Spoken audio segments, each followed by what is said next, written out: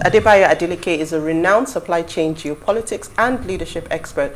He has profound knowledge and expertise in the fields of emerging markets, risk management and security, supply chain management and logistics, leadership, geopolitics, diversity and inclusion. Adebayo is also a seasoned combat veteran of the United States Army with 20 years of service.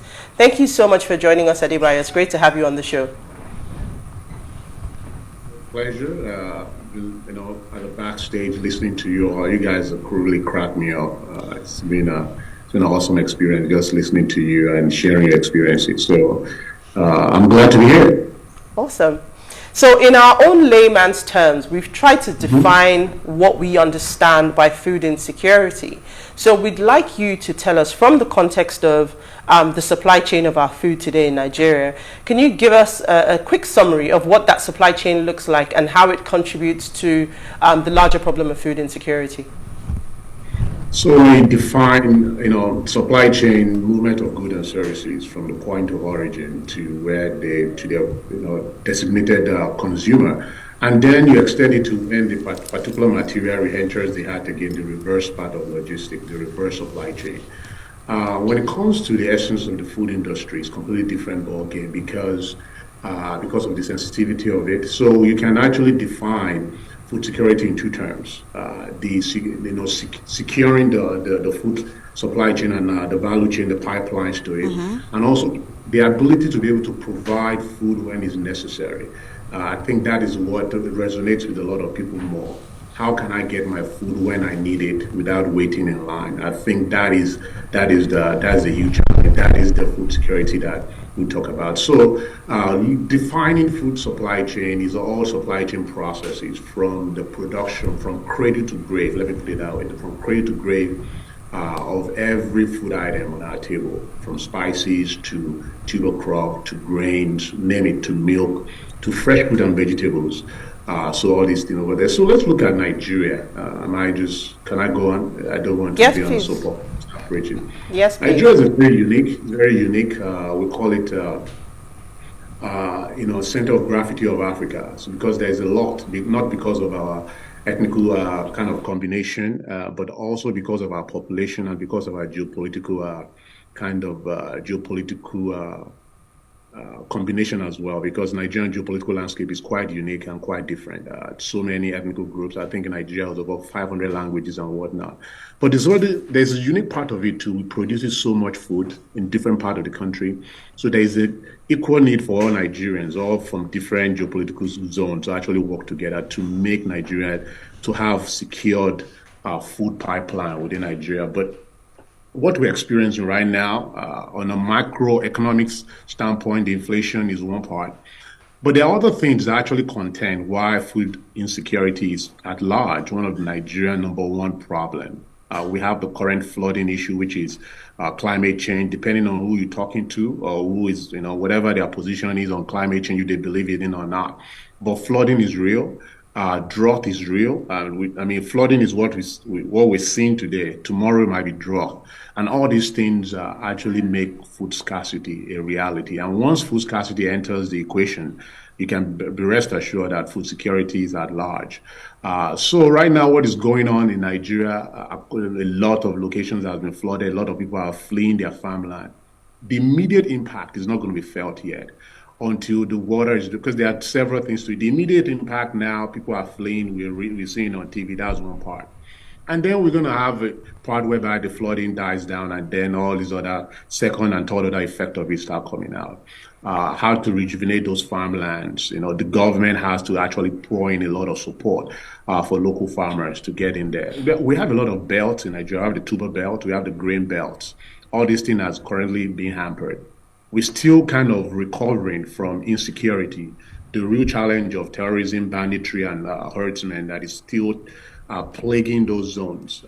There's a lot of report I read about how some of this insecurity, and I wrote on it extensively, about how this insecurity has really hampered a lot of production out of Nigeria. Nigeria is not producing as they used to. And now adding all these environmental challenges on one point, and then these are natural disasters. Let's talk about it. There's man-made disaster and there's natural disaster. So let's talk about the natural disaster of drought and flooding first. That's one thing that you really can't control. Actually, depending on you talking to on climate change, you can't control it to a large extent. That's one part. And then we have the man-made disaster of insecurity. That's one. Now let's talk about the one we can control, which is infrastructure. 70% of foods in Nigeria, 70% of cost of food in Nigeria is attributed to logistics. So now let's look at it doing the permutation and combination kind of thing in mathematics. If 70% of food is attributed to logistics and the cost of logistics, let's look at the amount people are buying fuel, the amount they're buying diesel, the amount the mechanics are charging for repair parts. Most of these repair parts actually comes from outside the country. They have to do dollar exchange. You have to do clearing at the port. Just look at how now kind of put all those things together for you to actually repair a truck to get it on the road. That's one part. If anything happens, the tires it's not locally produced, they're actually being shipped. So the issue of dollar exchange affects logistics. And then, of course, all these people are going to spread this cost over the goods Hi, they are carrying. Adebayo. Can you hear me? Sure, I can. Okay, so I don't want us to, I feel like you are in the middle of it, so you have a lot to talk about. So let's not just continue talking about it and then lose people in the process, because I think one of the purpose of this conversation is for listeners to also see where they can come in and how they can begin to raise these conversations as we even get closer to the elections, right? Ask the right questions.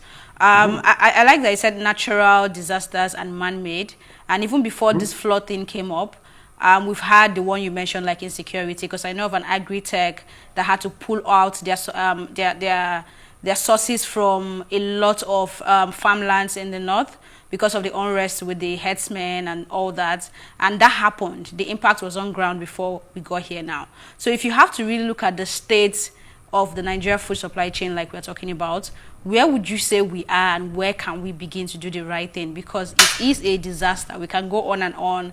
I'm sure that in the next 2 to 5 years, we'll begin to see the real impact. I don't think we're seeing it yet. So how can we begin to do the right thing, and what exactly is the stage right now if you're going to put a percentage on it? If I will put a percentage on it, I would say it's about 20%. Nigeria is really below the bar when it comes. If you're actually doing between 0 to 100, I think 20% of it. There's a scarcity of food because several reasons. We talk about the man-made. Let's not talk about the natural disaster. Let's talk about man-made that you actually alluded to. Prior to all this flooding and whatnot, you have insecurity that has been plaguing all different geopolitical zones in Nigeria. That's one part. And then we have infrastructural issue that is also plaguing Nigeria as well. I've always been of opinion that Nigerian roads are not built for prosperity. It's just not. It's just not built for prosperity. If you look at what Nigeria has experienced in the past and what it's currently experiencing now, the roads are not making sense. I don't know who actually map out these roads, because the areas that have abundance, hear me out here, the area that has abundance of food do not have road access to the area that has scarcity.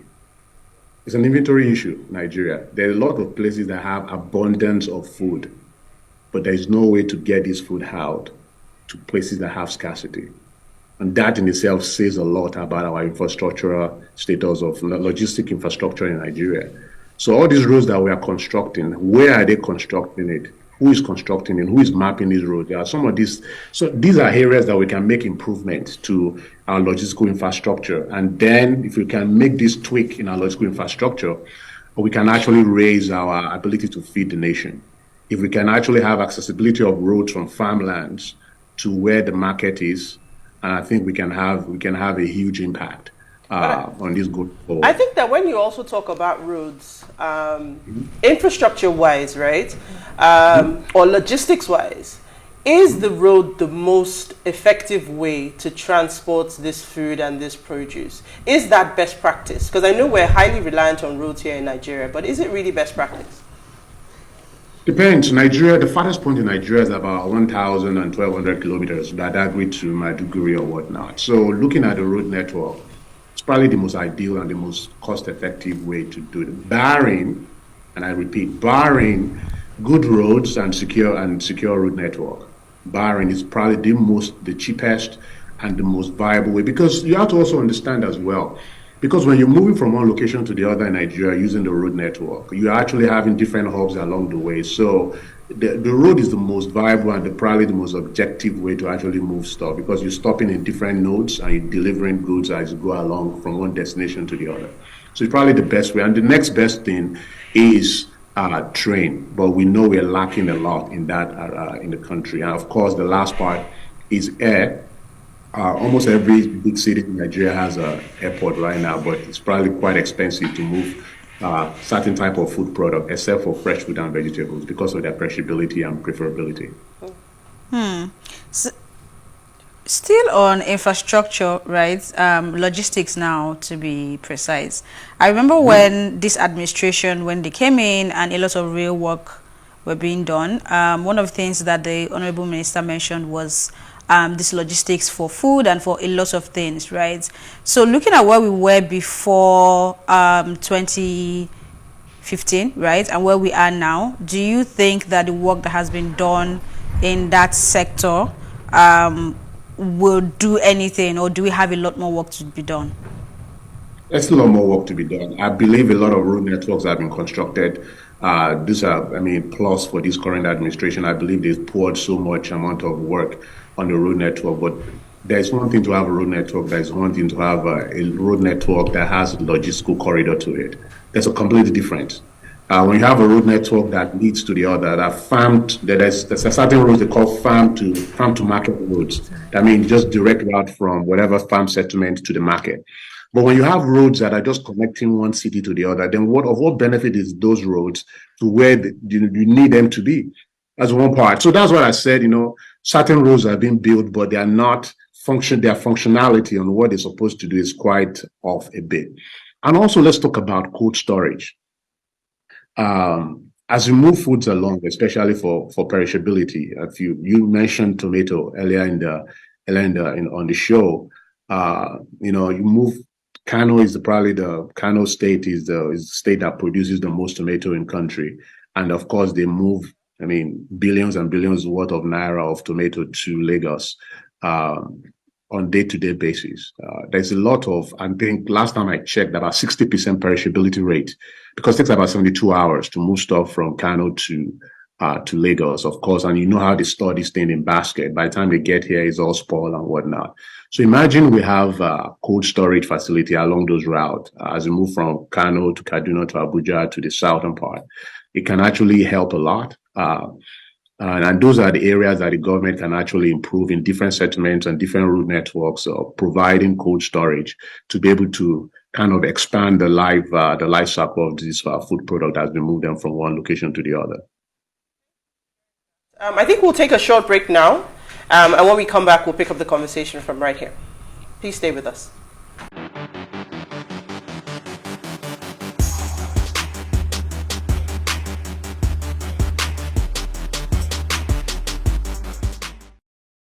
So thank you for staying with us. If you're just tuning in, we're discussing the state of Nigeria's food supply chain with Adebayo Adeleke. Remember, you can still join the conversation.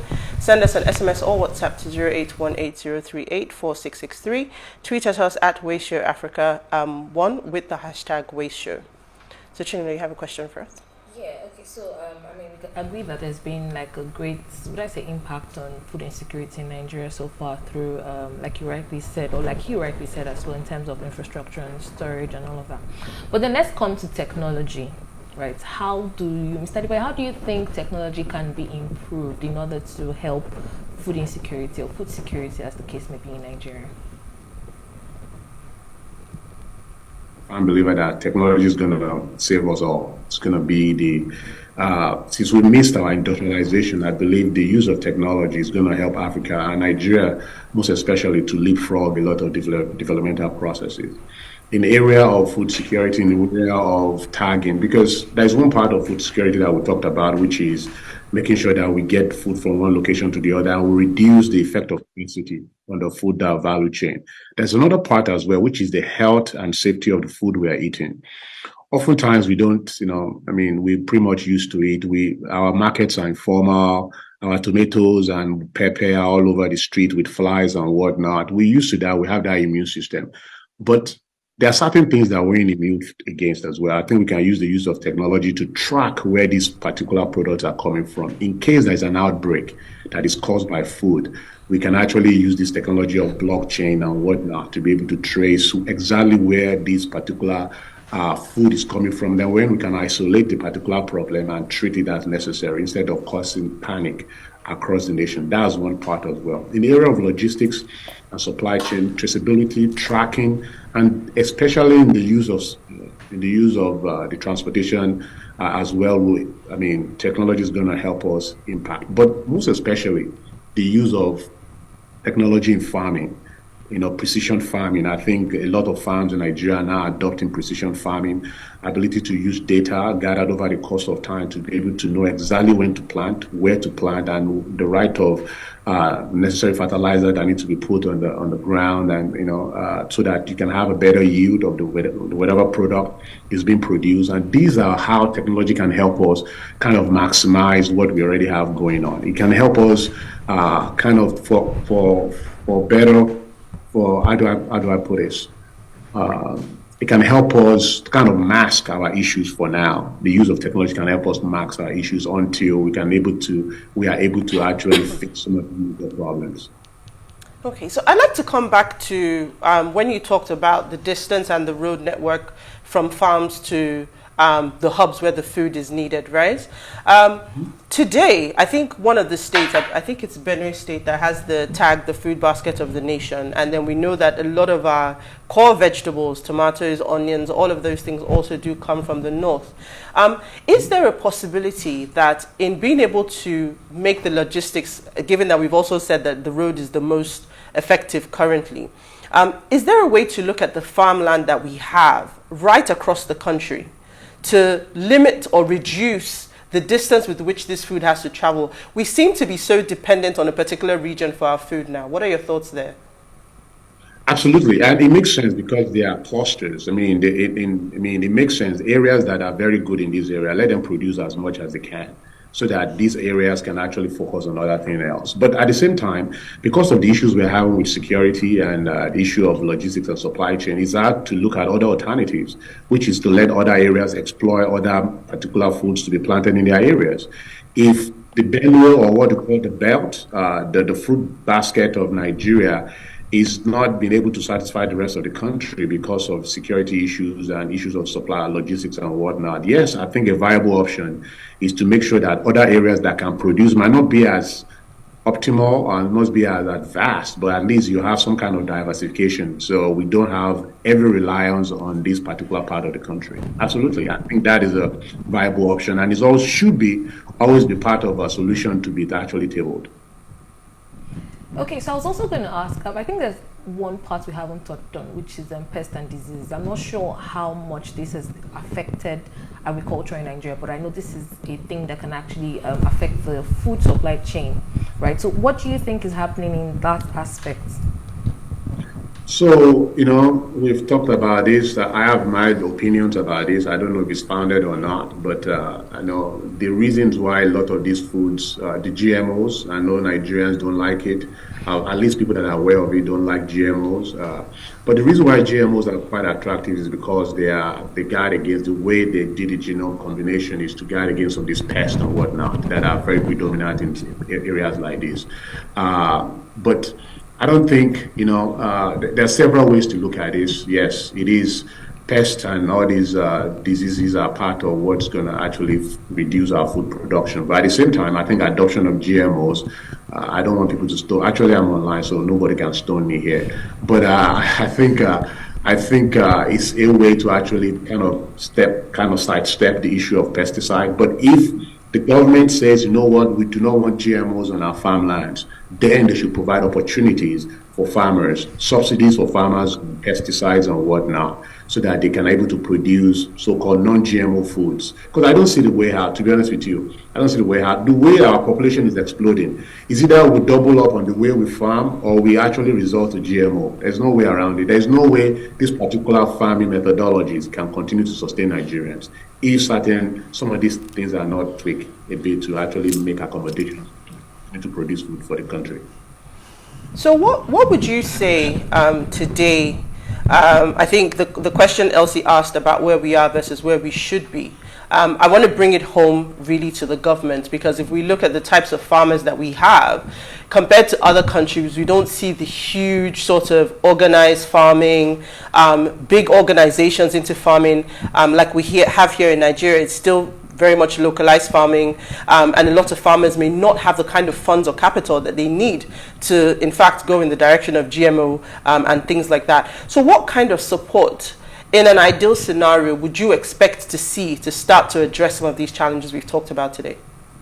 So I'm going to take it from a different angle that you guys probably haven't looked into, which is our agricultural, because if you look at it, Nigeria has a system in place that works.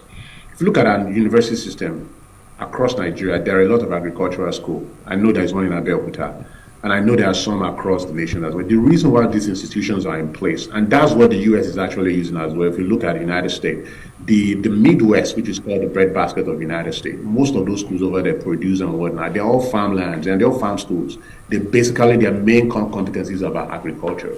And I think Nigeria actually adopted that template as well. But unfortunately, along the line, something I don't know what happened, but everybody is now doing whatever. But those universities are actually in place to be able to address some of these issues about education and about farming, about coming out with different methodologies to help the farmers. In case we cannot toe the line of GMO yet, but using those universities and those hubs to be that center and a focal point for them to be able to improve their farming practices. Because we have the land and we have the expertise, but those areas, those schools and those hubs created by the government should help those local farmers, creating co-ops, creating cooperatives and whatnot that is already existing, and sharing knowledge domain, the knowledge sharing of different farm practices, what has been done, what is applicable, what is doable, depending on the geopolitical space and the type of soil is in. Those things are very, they go a long way. And I believe that having those institutions in place and those farm hubs will help kind of propagate those kind of education. Unfortunately, the Federal Agricultural University has turned to something else. They've turned to something that they weren't supposed to be doing. So I can attribute some of the challenges we have in our agricultural sector today to some of how we have turned those institutions into non-agric institutions.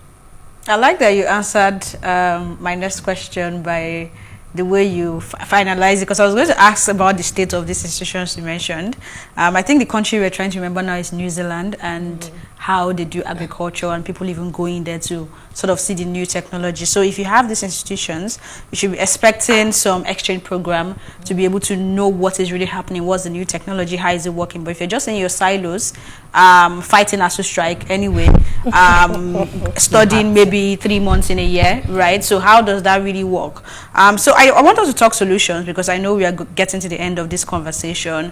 I was looking up something a few days ago, and I saw that yes, this administration has talked about agriculture a lot, but people have also talked about the fact that the way they handled the distribution of these funds, in fact, I think at some point they were giving them cash in hand. You know, it wasn't well structured. You cannot necessarily trace the impact of that fund and see where to do better or how to really help them better. So how would you begin to advise that we do these things right? It's not just about earmarking a certain amount of money, because I know funding is a big deal, right? Even the government can't do it alone. A lot of private sectors have come in. But if you're going to do it and do it right, assuming we have that funding, how do we go about it? What's the best way? Do we have to collaborate with a body, the banks? What would be the best way to ensure that training is done and these equipments are deployed, and of course we begin to maximize, of course food storage is also looked at, and everything is just sort of tied together to ensure that there is success in that area? Absolutely, thank you for that wonderful question. I think there is a bundle solution that needs to be done. On the equipment capital, that's one part. On the banking and financing, that's another part that's needed. But from my standpoint, and what I've observed as an outsider, what I've observed about Nigerian food supply chain, is the fact that now there are certain things on exportation as well, because there's a lot that the farmers can be gained. But the farmers, as I see them, don't even know the worth of their own effort. As I traveled to areas like Bomosho in the southwestern part of Nigeria, and I asked several farmers, how do you come up with the price of your food products? They don't know. They don't, and that's very sad. That's the baseline of everything. If farmers do not feel appreciated, if farmers do not understand how to actually attribute the cost of their labor like, look, these are how much I'm selling it. They can't even attribute the cost of their own labor, or they can't even put all those costs together, aggregate their cost that they've used in farming. That is a major problem. I think the farmers' education and empowering the farmers is the number one thing that we can do for Nigerian agriculture. Everything else is going to be second or third order effect of it. When farmers start being empowered, when they start seeing the essence of the agricultural value chain, I think things are going to turn around over here. When they go over there and say, the price of a corn is 50 naira, and that is it. And across the board, they are either from their co-op or their cooperative. Look, before a product comes from a farmer to a market, oftentimes it changes. It touches about 20 hands, non-value hands, touches those products. If somebody buys it, another person bought it, another person bought it, another person bought it. By the time you realize it, 200 naira on top of nothing. And what have they done to improve the value of the product? Absolutely nothing. So ability to empower the farmers and make sure that they understand the value chain of their product, and also removing those non-value hands in the supply chain of the product will serve two things. We empower the farmer, we'll make sure that people that are actually the consumers are well pleased, and also they're not breaking their bank to feed their family, and also create an enabling environment for all other parts of the food supply chain. If we can actually do that, and these things are within our reach. We don't even need government interventions for it. The state, we do need at some point, to a large extent, the state can actually help in educating the farmer. That's number one thing, educating the farmers. We can't do that enough. Most of the people that are touching up, they are not, where people are actually getting fed is not the big farms, it's the small farms. The smaller farms are the ones feeding Nigeria, not the big ones. Yeah. So we're fast coming to the end of the show. I'd like to take one final question, because I know that your area of expertise is not just Nigeria, but Africa as a whole when it comes to supply chain. Whether you fall in the camp of people that think that Nigeria can never be well, or you fall in the camp of people that think that Nigeria is awesome, the current administration has spoken over time a lot about the fact that agriculture has been their focus, and they've indeed done well, whether you agree or disagree. I'd just like you to wrap up with us to tell us, where do we fit in? So if we were to rank countries in Africa today with this whole supply chain and moving food around, where would Nigeria fall? With our 20%. Yeah, actually, when you look at the logistical performance index of all African countries, Nigeria is not even ranked. Oh, wow. Exactly, because our infrastructure does not support it. If you look at, yes, Nigeria is not even ranked. So we have Egypt, we have South Africa. They have more matured supply chain infrastructure. So for us to really be taken serious, our supply chain has to be, and we have to talk, we talk about supply chain training, there's a lot of games that goes into it. But we are not where we used to be, and we are not where we need to be. Yeah. It's just a work in progress as Nigerians. And I think continuously having conversations like this, discourse on issues that are really kind of,